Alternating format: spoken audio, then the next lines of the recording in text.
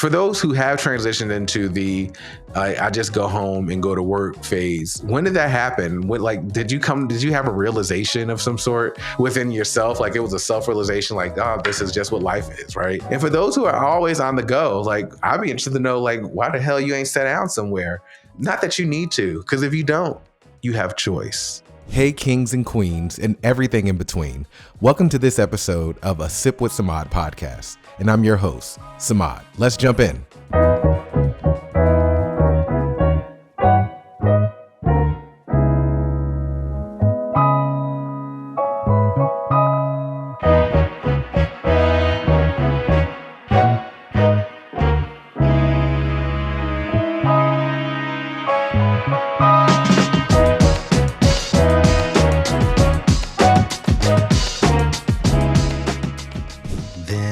That's God shall get, them that's not shall lose.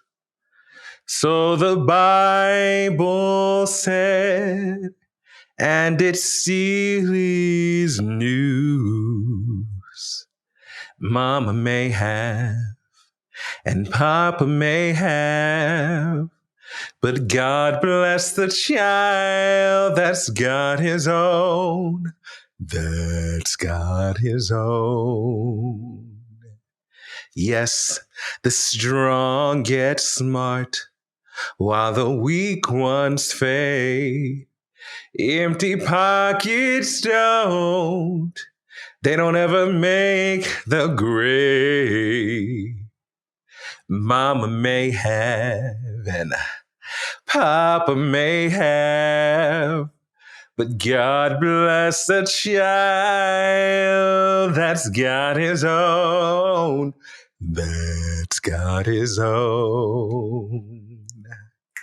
Money, you've got lots of friends crowding round your door. When you're gone and spending ends, they don't come round no more. Rich relations give crust of bread and such. You can help yourself, but don't take too much. Mama may have, Papa may have, but God bless the child that's got his own. God bless the child that's got his own. God bless the child that's got his own.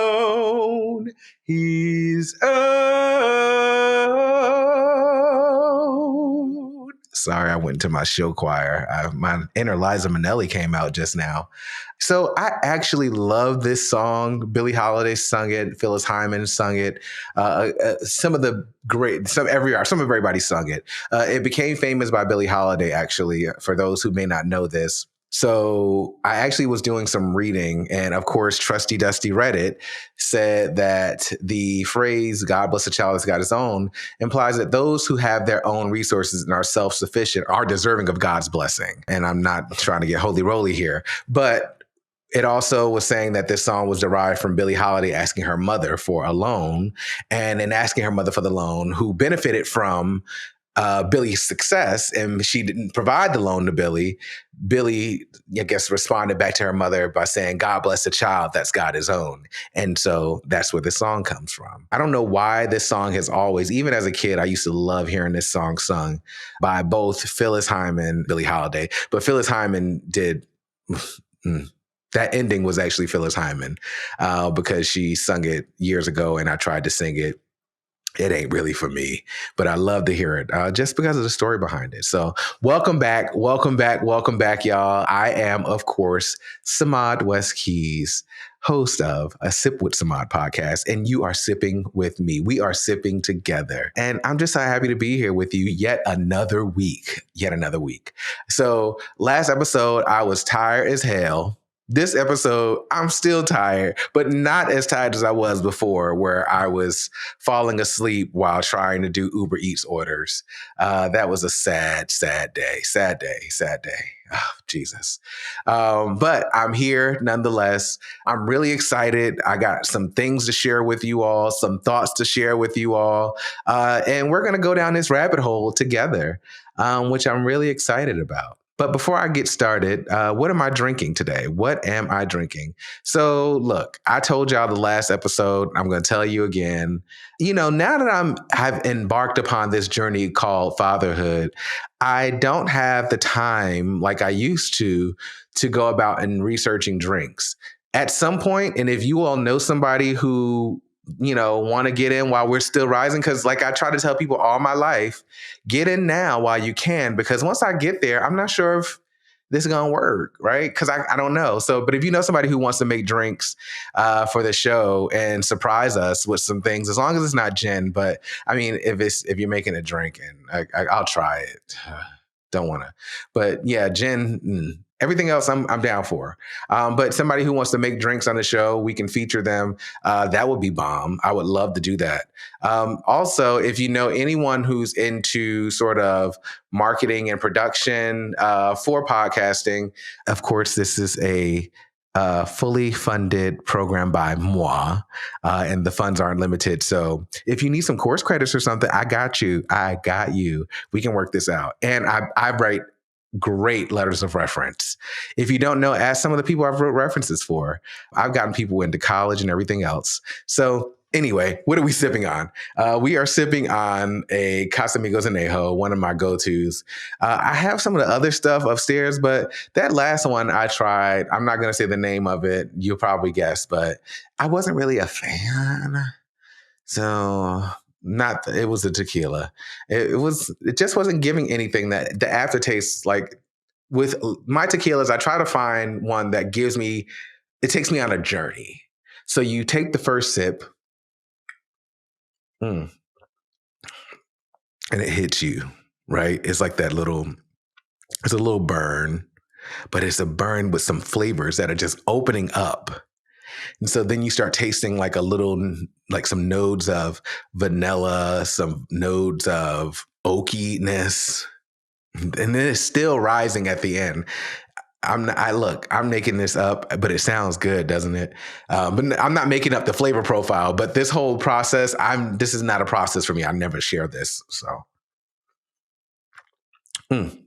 But that was so good. So yeah, that's what I'm drinking. Let me know. Remember to hit me up on Facebook, IG, TikTok, wherever you want. You can email me.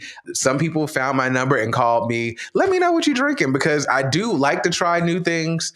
I just don't have the capacity to make them for the show. That's what I'm saying. So yeah, hit me up. Would love to know. So that's what I'm drinking. Let me know what you're drinking. So let's see. What has happened since we last talked?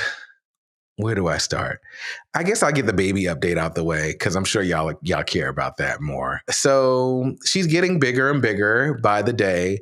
It's so just wonderful to watch this being look at you and to smile at you when she passes gas, or when she passes gas in the tub, and you're like, look at my baby.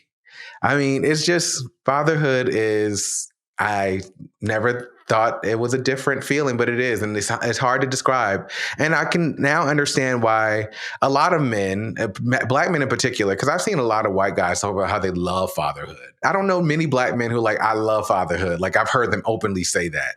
But I think the reason why you probably don't hear them say that is because it requires you to tap into some feelings that you probably have been told to subdue for most of your life. Right. And so you shouldn't feel this way. It's a love that you just never knew that you could love or feel. And so that's what fatherhood has been like for me. The sleepless nights, the bottles in the middle of the night.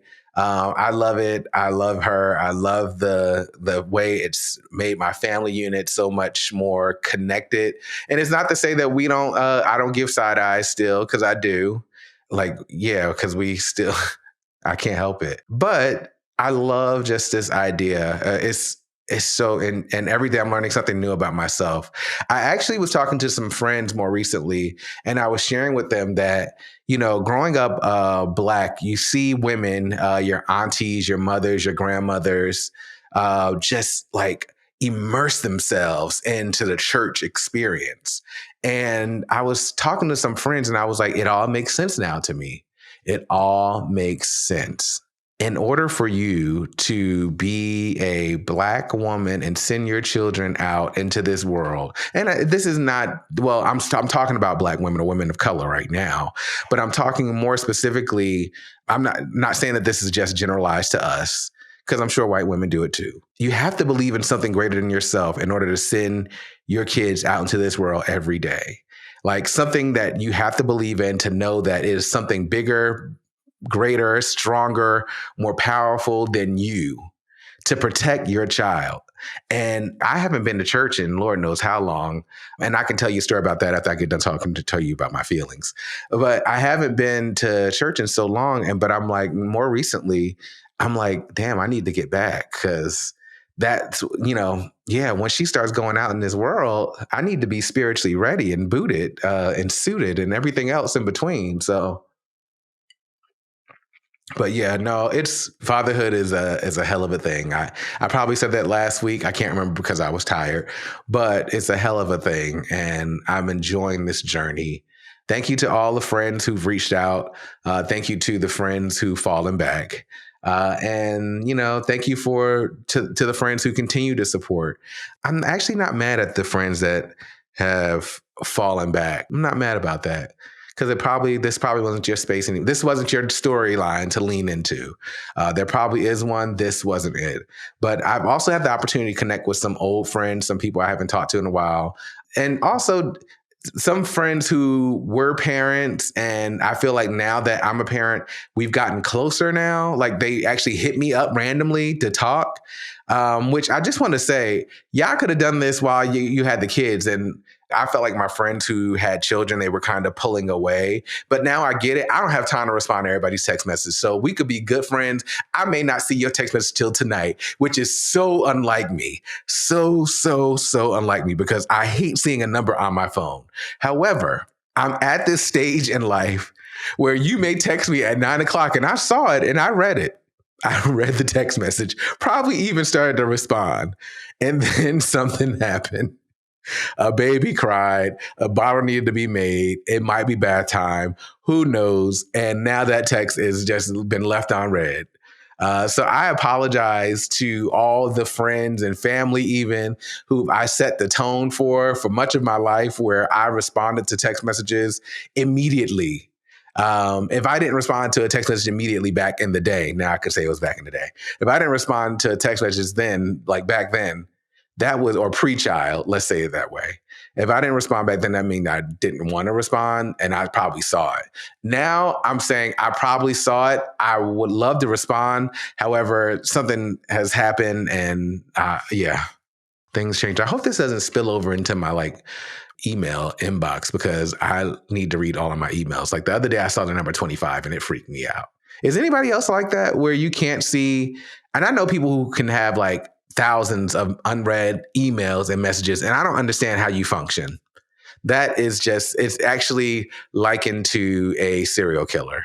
I don't, that's like people putting sugar in their grits, or their spaghetti. Well, no, actually I put it in my spaghetti. So sorry. Not anymore though. Side note, I told y'all gonna, my brain be all over the place.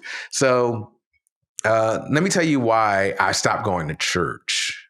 I grew up in the church. I grew up in the Baptist church, and I've had so many experiences throughout my life with religion, and it's been really interesting. I used to say one of the cool parts about just my childhood is that I was exposed to so much at a younger age. And so because my name was Samad, I remember back in the day, a lot of the Muslim dudes that were in the towers where I grew up, they used to ask my mother if they could take me to the mosque to pray. And I can remember going and, all I could really remember for those who are listening, you're not going to be able to see this, but I just remember men raising and going back and forth. They were praying. And as kids, you weren't being told that you had to do it, but they wanted you to observe it and to take it on yourself. That's the experience that I can recall. I didn't really take it in because I didn't know what was going on, but I was learning, right? I was taking in information. So, but I also, because even though I grew up Baptist, I volunteered at, Jewish synagogues. I volunteered at other different types of churches or denominations or branches of religion. Because I was Black, I also visited so many different other churches. In Patterson, there's like every type of church. There's a Baptist church, Kojic Church, AME Church, Mount AME Zion. You got it. United Methodist, everywhere. Right. So there was always your friends who were going to these other churches. I wonder how we got down our paths of denominations. Like, how did we get there? Needless to say, I attended church much throughout my childhood, through college. Even through college, I attended church because that's just what I grew up doing. And I love the music ministry and the choir. So that was where I spent much of my time, even though I always wanted to be a dancer at the church, but they weren't ready for me. They weren't ready. They were not ready for me. But I was ready. I used to have my routines and everything, just in case something happened and somebody needed to call on like a dancer to come fill in the dead space. But truth be told, if my family would have pushed me up and told me to go dance, I probably would be like, no, no, no. But the routine was ready. The routine was ready. But yeah, so but towards the tail end of college, probably when I went into grad school. So I went to a a Progressive Pentecostal church, Vision Church, which was a great experience. It was one of the churches where here in Atlanta, I felt like I was now around people who were at one point ostracized from the ministry, from church. It was a church that was predominantly gay at the time. Now I think they would probably, there is still, LGBTQ+, I guess, majority. However, it's welcome of all who are okay with and open to and love, one regardless of their sexual orientation and things like that. That was a very PC way of going around. It was a great church. I think it was the problem, though, is because it was Pentecostal origin.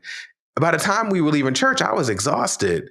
I mean, because folks were tarrying, folks were plowing the spirit. Then you had a prophetic word from God. It was so much.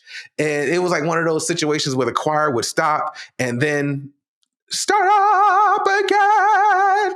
And then you think it's over and you start clapping, you sit down in your seat and they're like, and we are blessed. And then for the next however many minutes, we're now going down that journey. So it was just exhausting. But then we found another church, which was Victory. Victory was great too. Then I went to grad school. Then I went to DC, visited a couple of churches, and DC was an interesting space with regards to church. So I used to like going to the chapel at Howard Chapel. I had friends who are alum of Howard, so they would always invite me to go along. They're like, oh yeah, sure. Maybe I did find a church home, but I never really pursued it. Needless to say, I stopped going many times because one, I felt like the message started to not apply to me. Right. So I felt like the message, sometimes the theology or the doctrine or the message was kind of steeped in a deficit space. And at that time, I felt like I was thriving. Hey, here I am in grad school doing something I never thought I would be doing. Here I am, partnered. Here I am living my life like it's golden. And then you go to church and it's like, and I know you're down and I know you're out. And I'm like, no, I'm actually pretty good. I think I feel good. So I started to feel like I was going to church and they weren't talking to me. And then I think the church I liked in DC, which was Mount Enon, it was just a little further out than I wanted to go for church. I wasn't that committed. But then got back to Atlanta and I still haven't found a church home yet. So I need to go and start exploring again. And I don't know, I don't know what is telling me I need to go back to church. I think it's what I said earlier. You have to believe in something bigger than yourself in order to be okay with the fact that you have the full responsibility of taking care of this little being.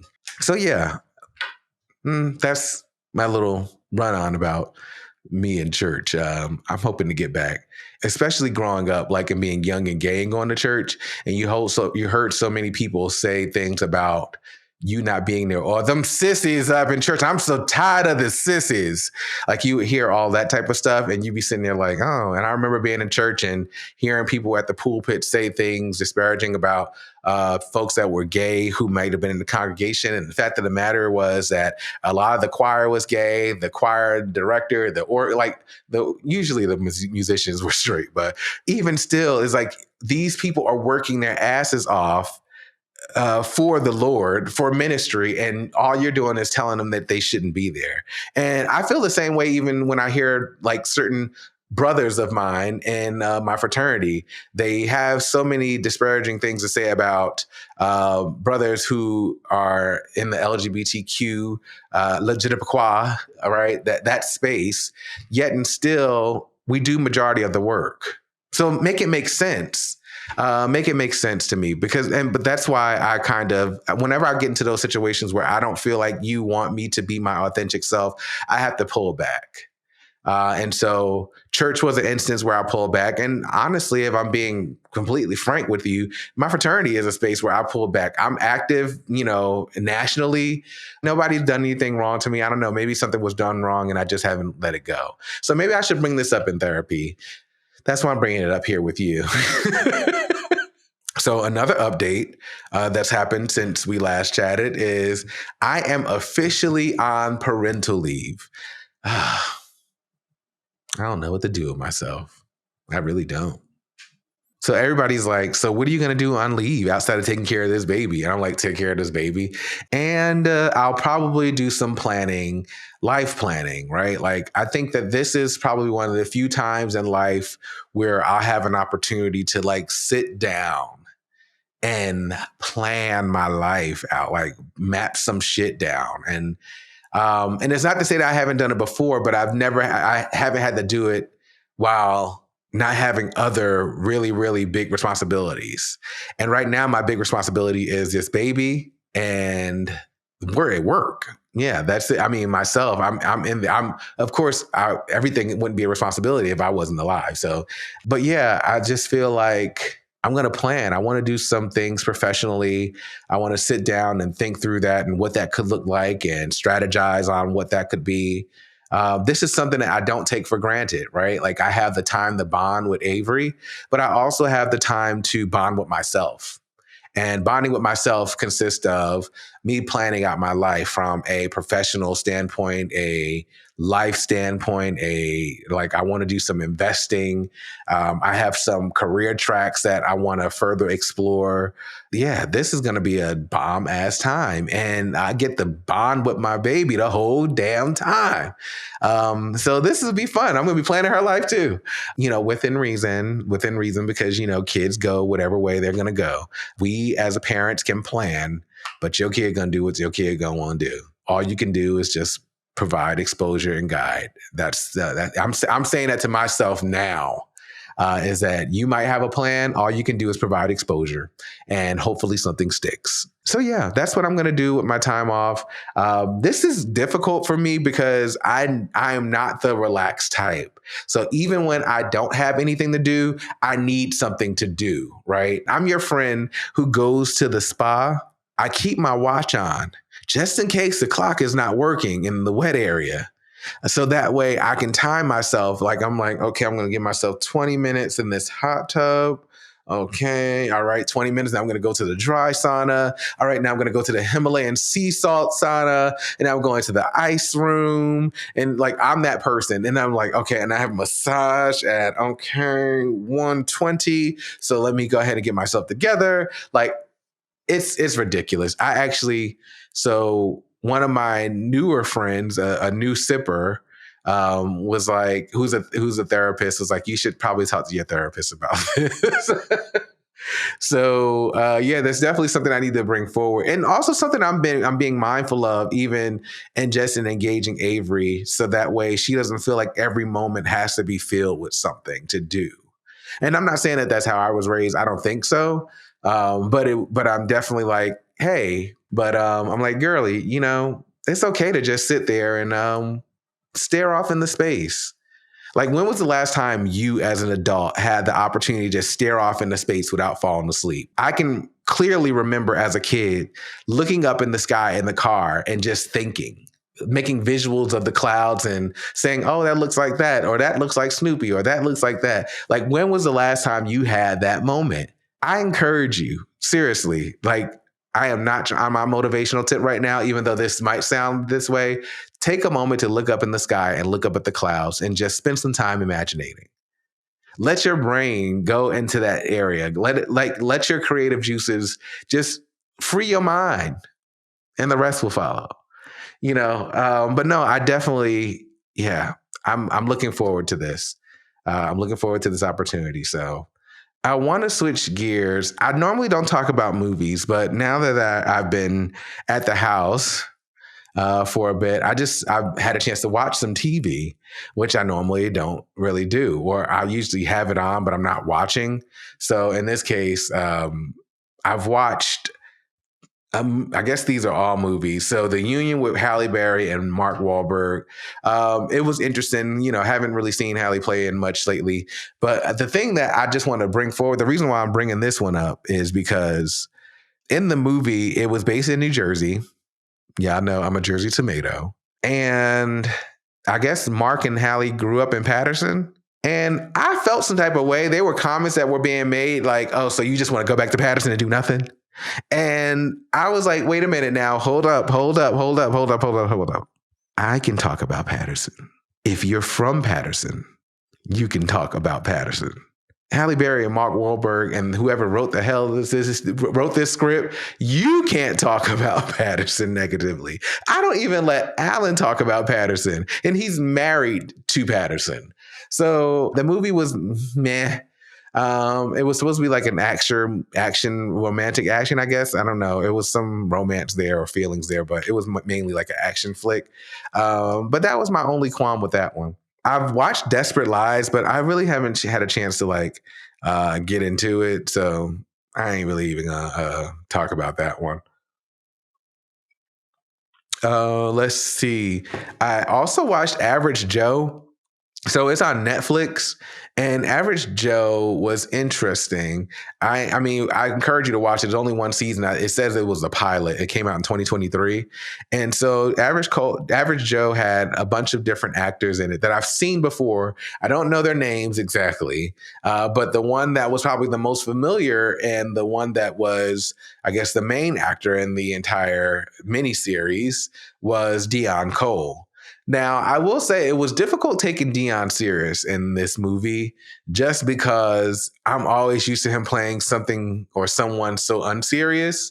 Like even his, like Old Spice commercial ads, I'm like, oh, look at him from Blackish just being his goofy self. And I honestly feel like this is like who he is, like at baseline, which I actually want to hang out with Dion Cole. So if you're listening, please know that I am not judging your acting skills.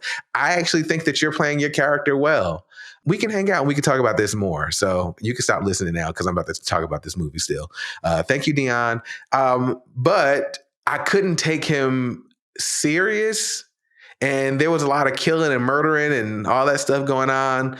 But it was just hard. It was hard to take it. By the end of it, I don't know if the budget became depleted. But I started to see things in the movie where I was like, okay, hold on. The makeup really took a turn for the left. I don't know if this was a joke. I don't know if this was, but I was like, what's going on?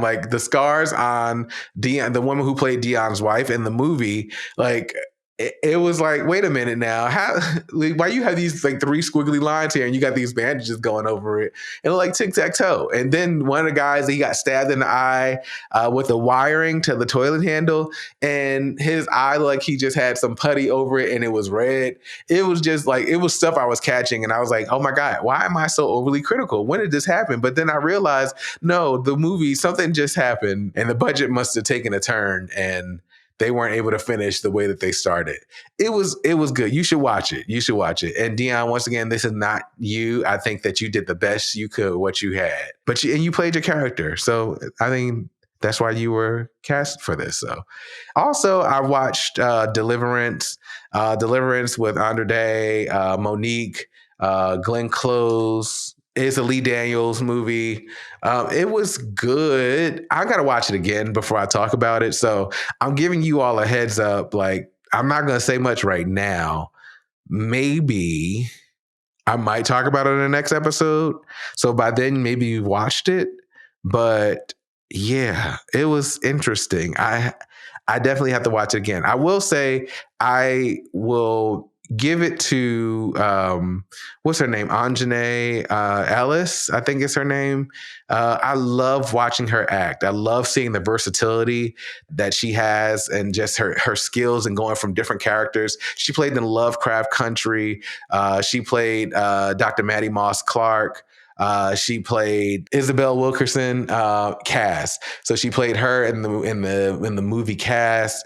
Like she's been around for a bit, but she's so damn good. Her character, of course, Monique and Andra, was it Andrade?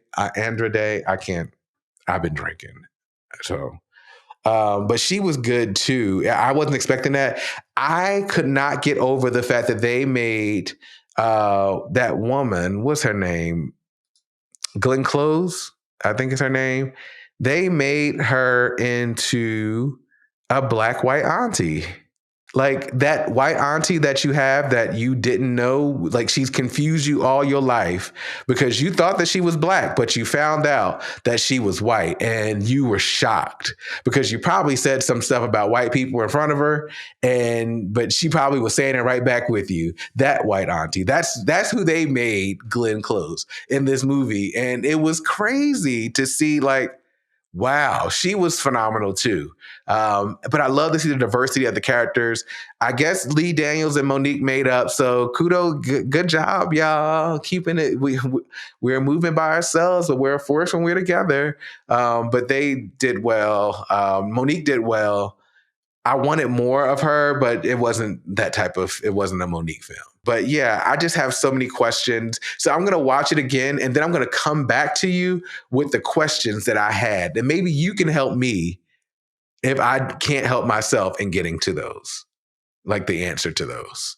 So that's a little update.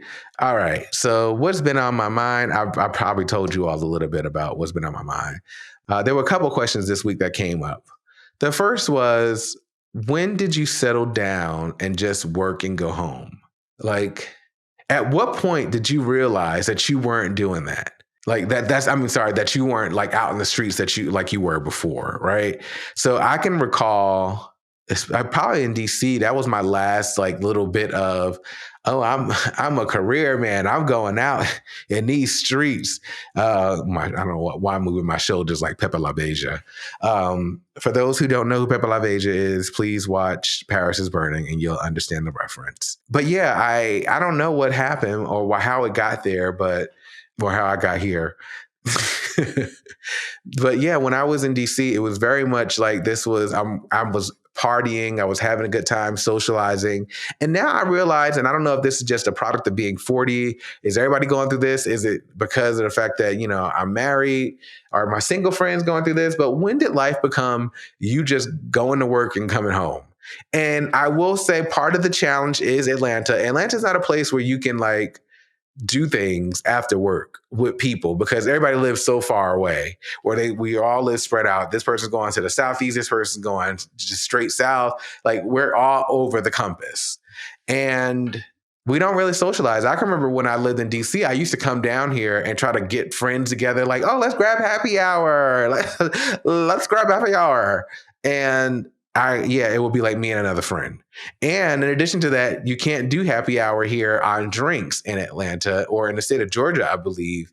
They can do happy hour on food, but they can't do like a special time of day where drinks are half off. And so back in the day, I actually learned that when I went to Einstein's, I think when I was in DC, I was like, why don't y'all have happy hour? And found out that they always had $5 Pinnacle martinis because that was the price of it all day long. So you were always getting happy hour, even though it was a Pinnacle martini and you might get a headache. No shade to Pinnacle. For those who drink it, that's your thing. Let me not yuck your yum. Somebody's probably saying the same thing about this damn Casamigos. But yeah, I was talking to Alan, I was like, when did this become life? Like, when did we were doing this before Avery was here? We were going to work, and now that you work from home, you're like, damn, I've been in the house all damn day.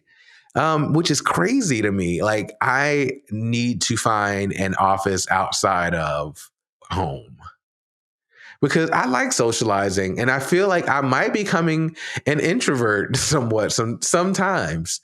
And so I think going out and finding an office space, but then you got to pay for it. Well, let me stop talking before somebody at work hear me and they're like, "We need to get Samad back in the office," and I'm like, "No."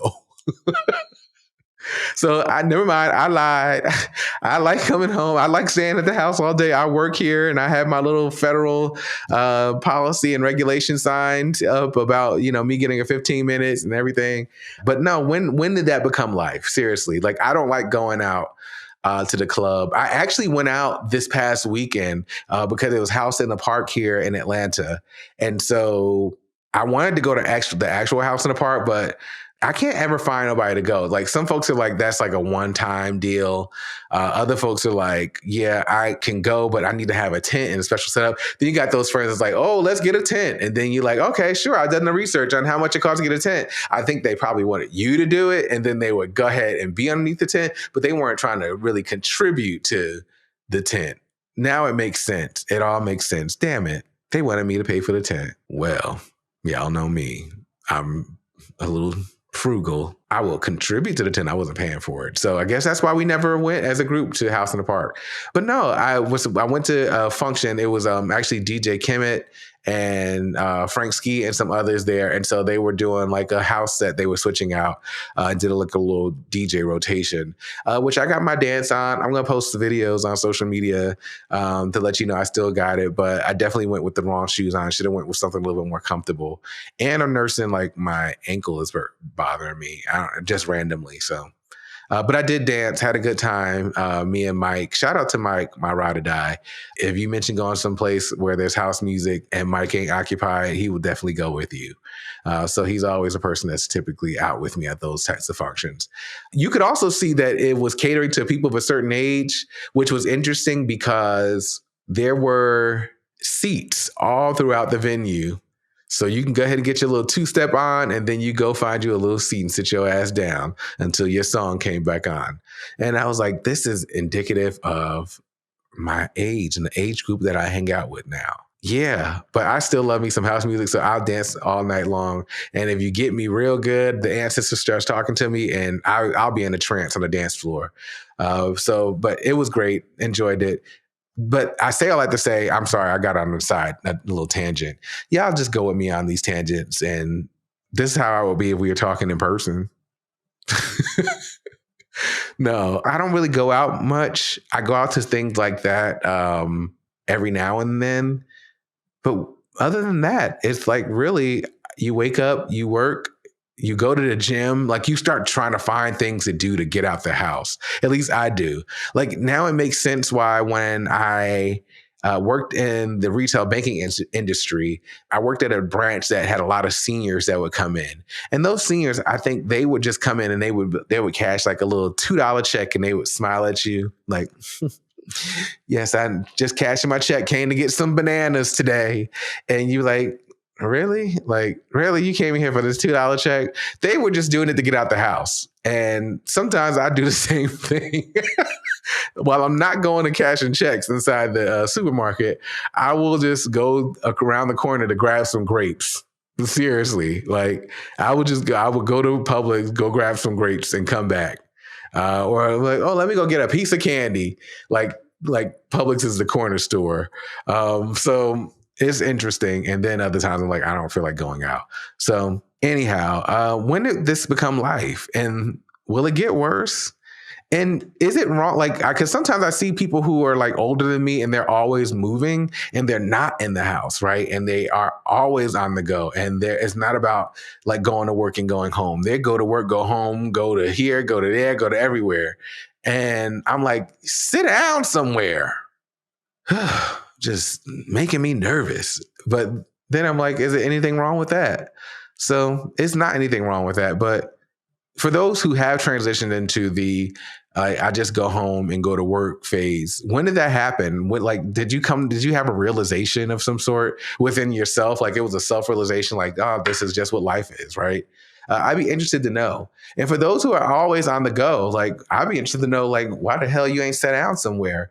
Not that you need to, because if you don't, you have choice. All right, y'all. It's been a great, great time catching up with you all. I want y'all to continue to write in, continue to share, continue to talk to me on social media. I'm going to be on parental leave, so I'm going to have some time. I'm definitely going to try to become a little bit more visible on social media and do some special things with the show. So I'm looking forward to it because this is one of the things that I plan on leaning into and studying a little bit more. So I guess we'll talk next week. Shout out to all my followers, all the sippers. Continue to like, share, subscribe, all that and above. But until next week, y'all, I don't want to leave y'all. Oh, I don't want to leave y'all. All right, I'm out.